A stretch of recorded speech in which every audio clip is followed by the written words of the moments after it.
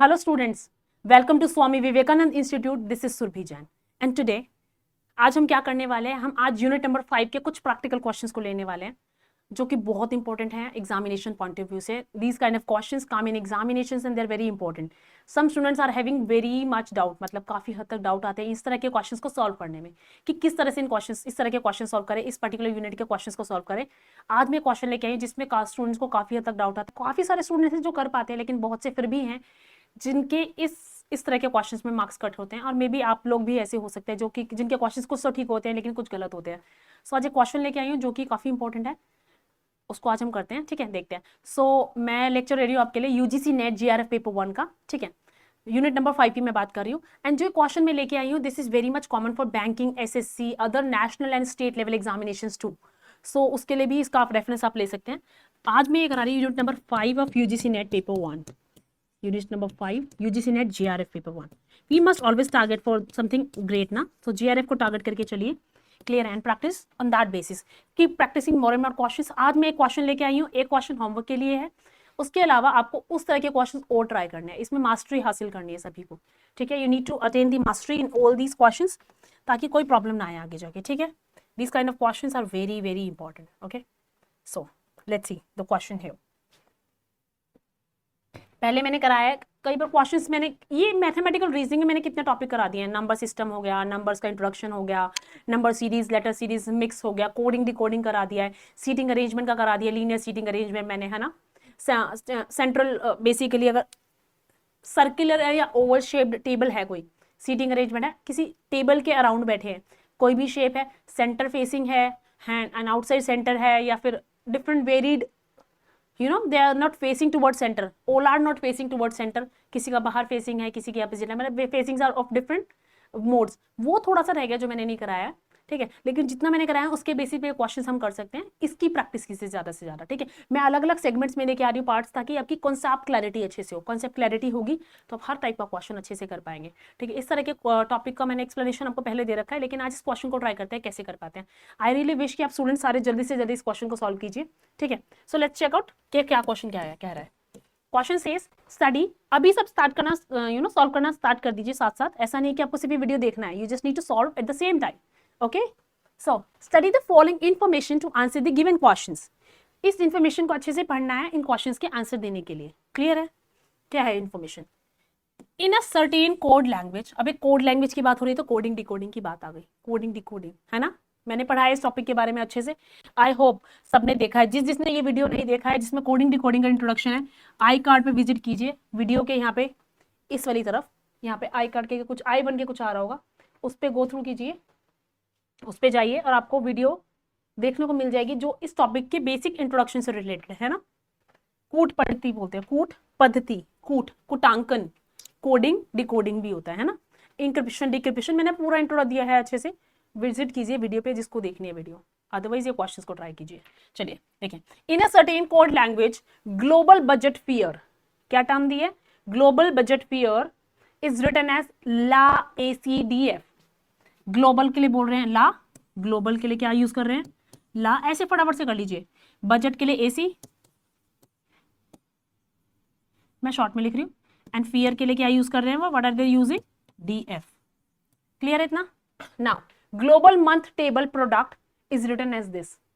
अब देख रहे हो कि इस कोड में हमारा ग्लोबल का मीनिंग मैंने ये मान लिया, लेकिन क्या पता ये ना हो, है ना.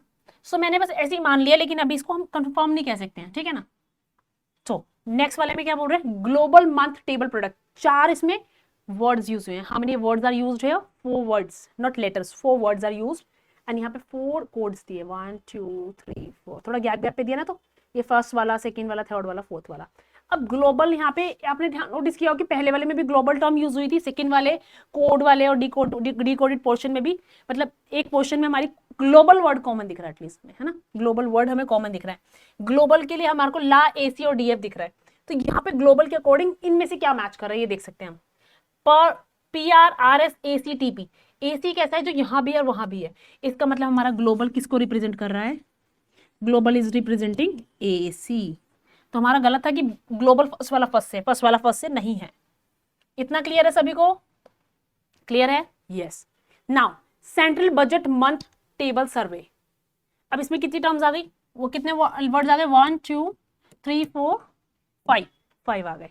अब क्या क्या सेम है, पहले वाले से कुछ देखो मिक्स कर रहा है, बजट और फियर, यहाँ पे बजट और फियर था, यहाँ पे बजट है, तो इन दोनों में कुछ कॉमन दिख सकता है। साथ में यहाँ पे ग्लोबल तो वर्ड नहीं आ रहा है, नहीं आ रहा है, और इसमें टेबल है और मंथ है, यहाँ पे मंथ और टेबल यूज हुआ है ना, मंथ एंड टेबल दोनों में कॉमन है, और बजट फर्स्ट वाले से कॉमन आ रहा है।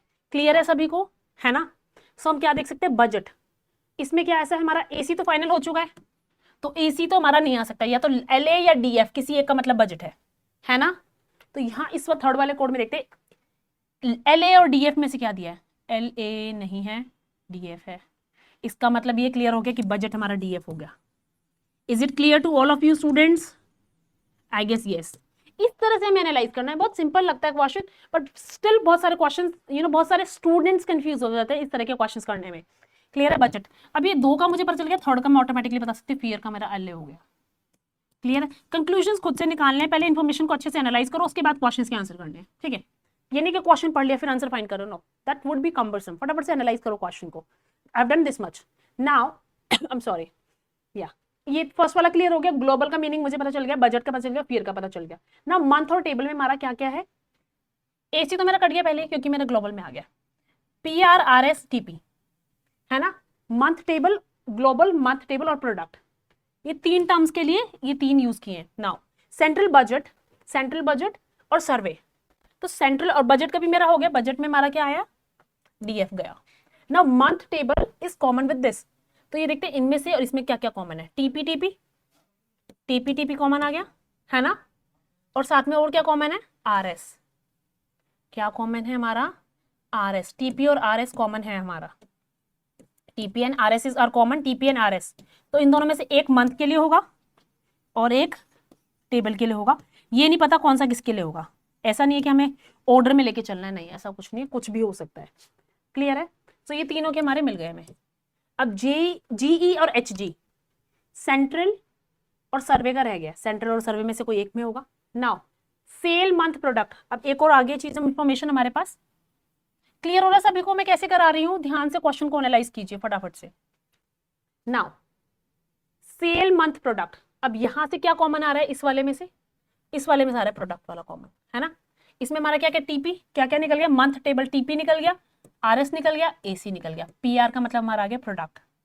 कैसे आया आपको समझ आ रहा है, क्योंकि मैंने मंथ और टेबल के लिए बता दिया, दोनों में से कोई एक है, इन दोनों में से कोई एक मंथ और टेबल के लिए है, तो बचा हमारा प्रोडक्ट का हो गया, प्रोडक्ट के हमारा क्या आ रहा है कोड, पीआर। क्लियर, समझ आ गया, सेल मंथ प्रोडक्ट, प्रोडक्ट का हमारा क्या आ गया, पीआर गया, क्योंकि हमें यहां से पता चल गया। अब सेल और मंथ, मंथ का क्या होगा, आरटी और टीपी में से मेरे हिसाब से तो टीपी होगा, क्योंकि आरएस या टीपी में से कोई एक का मतलब मंथ है, तो इन दोनों में से कौन सा वहां दिया, टीपी, तो मंथ हो गया हमारा TP. Is it clear, month हमारा हो गया टीपी और ये आरएस हो गया टेबल। क्लियर है, तो टीपी भी गया, तो आरटी का मतलब क्या हो गया हमारा, सेल, है ना। क्लियर है सभी को, क्लियर है ना। चलिए, अब इतनी इंफॉर्मेशन से हमें इतना मिल गया, अब इसके बाद क्वेश्चंस को देखते हैं किस तरह से क्वेश्चन दिख रहे हैं। पहला question says what is the code for product, product के लिए क्या कोड है, सिंपल आंसर पीआर, हो गया खत्म। कितना इजीली इस क्वेश्चन का आंसर फाइंड कर लिया हमने। किसी को समझ आया या नहीं आया, किसी को डाउट तो नहीं है, अगर कोई डाउट है इस इन्फॉर्मेशन को मैंने कैसे एनालाइज किया फिर से पूछो, लेकिन मैंने एक्सप्लेन कर दिया अच्छे से, I really don't think so कि किसी को दैट वे रिक्वायरमेंट होगी।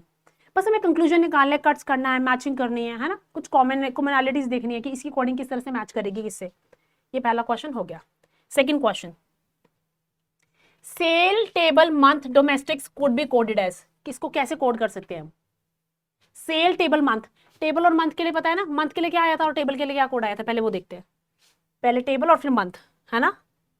टेबल का हमारा क्या आया है, आरएस, मंथ का टीपी, आरएस और टीपी, पहले आरएस और टीपी देखना किसमें है, आरएस टीपी इसमें है, आरएस टीपी इसमें नहीं है, इसमें भी आरएस टीपी नहीं है, आरएस टीपी नहीं है, इसको भी नहीं कह सकते, नन ऑफ दिस वाला। आरएस टीपी हमारा मिल गया टेबल और मंथ का, डोमेस्टिक हमें नहीं पता, सेल का, सेल का क्या आया था हमारा, सेल का हमारा आया था आर और टी, किसमें है आर टी, इसमें आर टी है, लेकिन डोमेस्टिक्स का क्या होगा फिर? क्या हमें डोमेस्टिक का कोई पता है? डोमेस्टिक का कोई कोड मिला हमें? डोमेस्टिक तो बहुत टर्म ही नहीं थी यहाँ पर।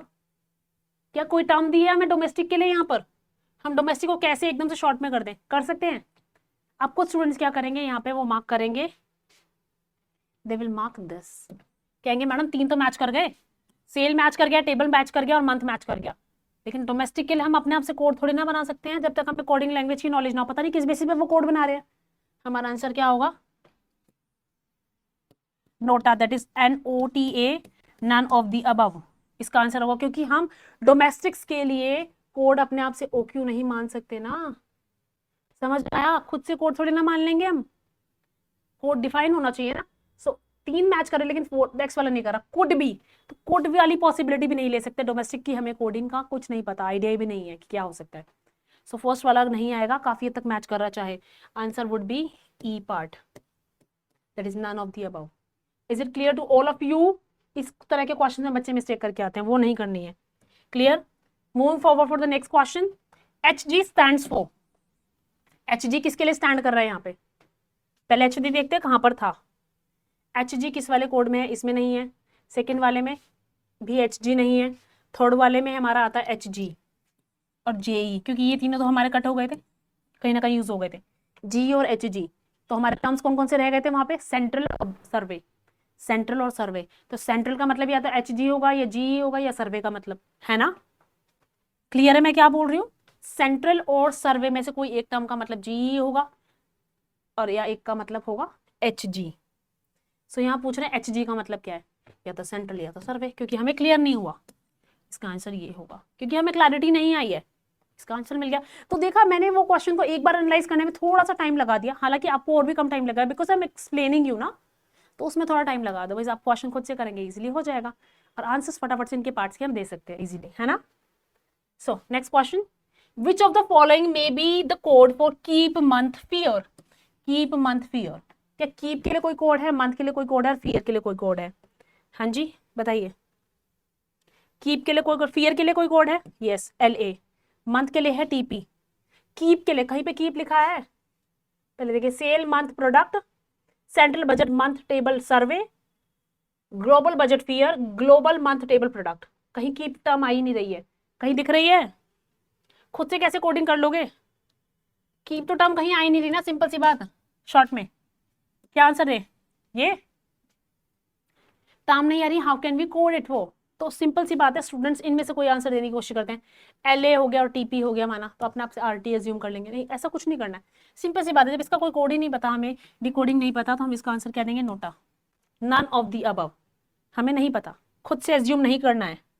We just need to use the information that is given in the question. खुद से कोई प्रीज्यूम नहीं करना है, अपने आप से कुछ भी सपोजिशन नहीं लेनी है। Now moving forward the last part of this again important. इस तरह के क्वेश्चन समझ आ रहे हैं मैं क्या बता रही हूँ कि किस तरह से जा रहे हैं? इनमें प्रॉब्लम यही आ रही है कि students will mark wrong answers on the basis of कि इतना तो मैच कर रहा है, लास्ट वाले का हमें नहीं पता, तो कुछ भी हो सकता है। नहीं, अगर आपको नहीं दिया information, you will not mark the answer, right? Now TP OQ PR is the code for which of these? TP हमें पता था, टेबल का था, किसका था?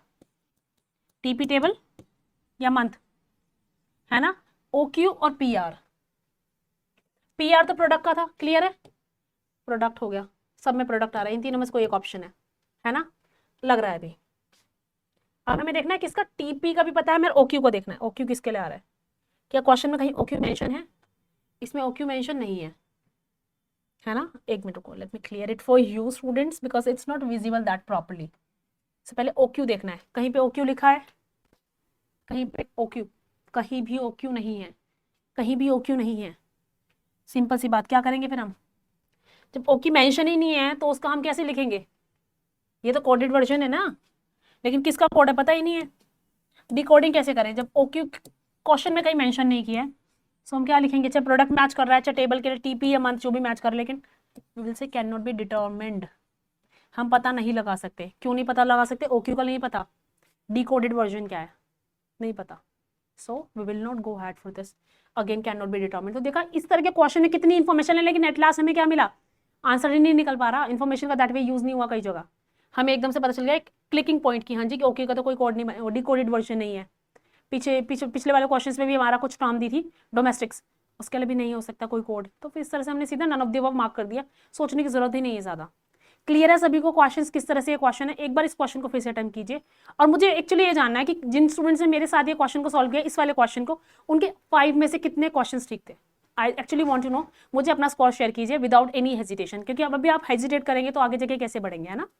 Please share your scores in the comment box कि मुझे बताइए किसके कितने क्वेश्चन सही थे। So I will be getting to know कि किस स्टूडेंट के कितने ठीक थे, कितने नहीं थे। उससे ये पता चलेगा आपको कितना समझ आ रहा है ना? और एटलीस्ट इससे ये मुझे भी आइडिया मिलेगा कि हाँ जी स्टूडेंट्स की, एक्चुअली मुझे तो पता ही है बहुत सारे स्टूडेंट्स के सबके गलत होते हैं ज़्यादातर। लास्ट के 3 क्वेश्चन गलत है, ये गलत हो गया, ये वाला गलत हो गया, और फिर ये वाला भी गलत हो, ये नहीं, इससे पहले वाला ये भी गलत। स्टूडेंट्स के 3 क्वेश्चन 5 में से गलत हो जाते हैं, बिकॉज वो अपना अकॉर्डिंग अपना दिमाग लगाते हैं फालतू में, मतलब फालतू सोचते हैं। डोमेस्टिक वाला और कीप वाला और वो वाला ओक्यू कोड वाला, उसके अकॉर्डिंग आंसर मार्क कर देंगे, विच इज रियली रॉन्ग। तो you just need to go conceptually, question की इन्फॉर्मेशन के अकॉर्डिंग फालतू कुछ नहीं सोचना है। Whatever the question is asking for, उसी तरह से आंसर करना है। That much accuracy is needed only, जितने क्वेश्चन में दिए हैं, use that much information only, nothing else. So thank you for taking the sessions, keep practising more and more questions, practice this question one more time. Thank you for taking the session. Have a nice day.